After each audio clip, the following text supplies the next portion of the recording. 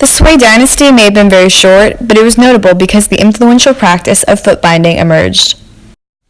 Young girls' feet were bound starting at the ages 5 through 8. This caused the toes to fold under the foot and was used to give feet a petite, narrow, and arched look.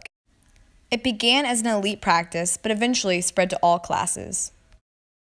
Upper-class women bound their feet so tightly that they became immobile and had to hire servants to carry them around their house. Foot binding continued into the Song dynasty.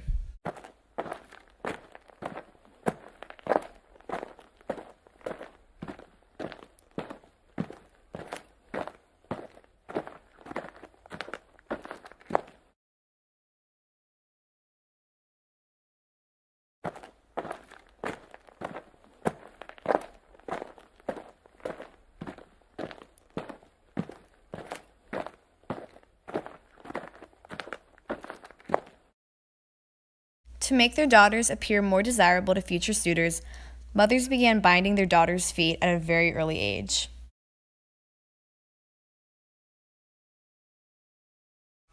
For a woman in the Tang dynasty, your opportunities depended on your wealth.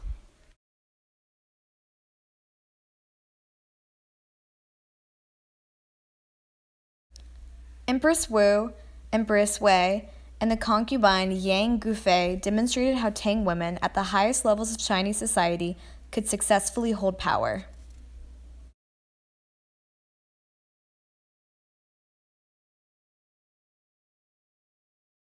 Young girls in the Song dynasty were taught how to read as a result of Confucian influence.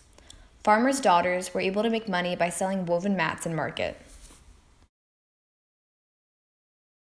Towards the end of the Song dynasty, women's quality of life declined. As Neo-Confucian philosophers gained influence in the region, they spread their chauvinistic ideas. For example, they promoted the confinement of females. They also stressed the importance of virginity for young brides and fidelity for wives, even though men were not tied down by marriage.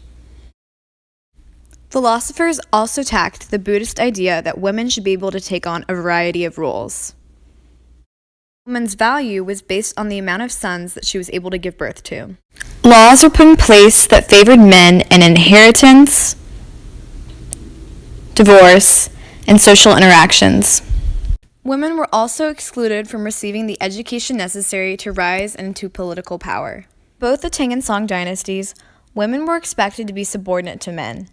Despite this, divorce was allowed with mutual consent. There were also laws preventing men from leaving their wives if her parents were dead or if he was poor when they were initially married and became rich later on.